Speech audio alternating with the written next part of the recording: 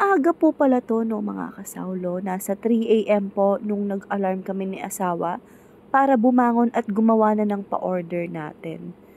At ayan po, matagal po tayong walang upload. 'Pag matagal po tayong walang upload, it's either, busy po ako or pinapahinga po natin yung katawan natin, hindi tayo kumukuha ng order. At ayan po, una po pala nating ginawa kanina, pinagprito na natin si asawa. Habang nagpiprito po pala si asawa, ayan, habang matigas pa po yung ating mga cordon bleu, binalot ko na po yan para hindi sila mahirap i-bread po. Kasi pag lumambot po yan, parang nasisira po sila. Bali, ang video po pala na to ay nung Sunday pa po, November 23. At ayan po yung piniprito ni asawa. Bali, pang sisig po yan. Liempo po at saka Joel's. Tapos yung pang kare-kare natin, crispy kare-kare, ay liempo naman din po. At abang nagpiprito po pala si asawa dyan sa kabilang kalan po, tayo naman po ay nagluluto na ng ating kare-kare. Bali, gigisa lang po natin yung ating bawang at saka sibuyas sa atsuete oil po. Tapos maglalagay po tayo dyan ng isang malaking peanut butter at isang maliit po. Tapos pupunuin lang natin yan ng tubig, yung yung kawali po natin. Habang inahalo po natin yan, nilalagyan natin yan ng tubig, kailangan haluin nyo po para hindi kayo magkasakit maghalo mama. Magkasakit kasi nabubuo-buo po yung peanut butter pag lalagyan nyo po yan ng tubig. Tapos sinangkapan ko lang po yan ng sugar, asin at saka ginisa mix. Opo.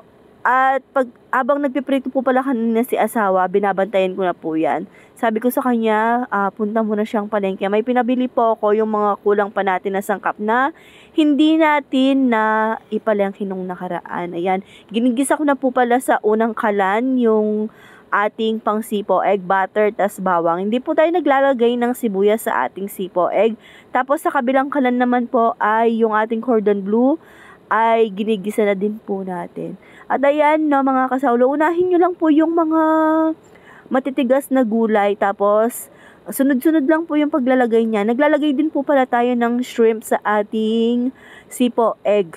Nakakapagdagdag po siya ng flavor yung shrimp po. Tapos sangkapan lang din po natin yan ulit ng asin, sugar at saka ginisa mix. At tansyado lang po pala yan mga kasawlo. Pag naano na natin yan, pag natimplahan na natin yan, dun ko po ilalagay yung ating yun yung isang pampalambot natin yung evaporada.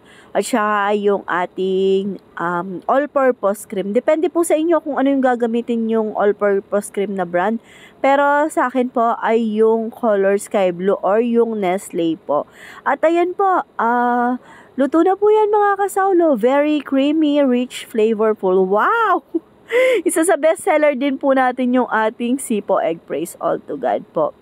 At yung susunod naman po pala ay maghihiwa na tayo ng pangsisig or isisisig na natin yung pangsisig. Yan po yung medyo matrabaho kasi ang dami po nating tatadtarin kasi nagpa-order din po pala tayo ng mga shorts order. Bale, i-deliver po pala ito kay Ma'am Bless. Order po ito ni Ma'am Bless. Malapit lang po sa atin to. Walking distance lang po. Pero dahil madami siyang order, ayan. Syempre, ito tricycle natin. Hindi naman mabibitbit mag-isa ni asawa yan. Bale, nakapagpa-order po pala tayo ng mga shorts order. Madami-dami din po yung mga pa-order natin. Pag mga ulam po ay madami po yung mga nag-order mga kasawlo, namimiss po nila yung mga lutong ulam natin. At ayan po pala yung order ni Ma'am Bless na puro small tray po pala na crispy kare-kare, sipo egg, cordon bleu at saka yung sisig po. At maraming salamat po pala sa mga umu-order ng shorts order na walang sawang paulit-ulit po na nag-order sa mga ulam natin. At i-deliver na po pala yan ni asawa. At nabigla po ako pagkadating ni asawa. Eto po, binigyan tayo ni Ma'am Bless ng chocolate from Japan. At kumuha na din po pala ng isa pang DP si asawa dun sa tita niya po. Pa-order naman natin ngayong November 25.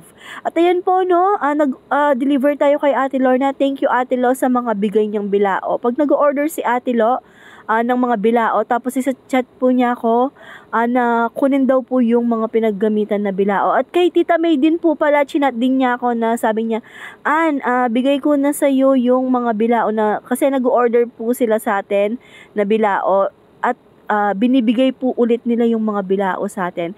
At nag-deliver na po pala tayo kanina dito kay Ate May, pero bumalik po tayo kasi nag-order po ulit siya ng sisig na pasobra natin. At dumiretso po pala tayo ng Porac pagkatapos nating mag-deliver ng mga kasawlo para kumuha naman po ng down payment para sa order ni Ate Day po, para sa darating po na November 25. At pagkatapos po natin kay Ate Day ay pumunta po tayo ng GT kasi binili po natin ng damit si Rai Rai para may naisusuot-suot po siya pag nag-church tayo. At thank you po sa mga umorder. God bless us all po.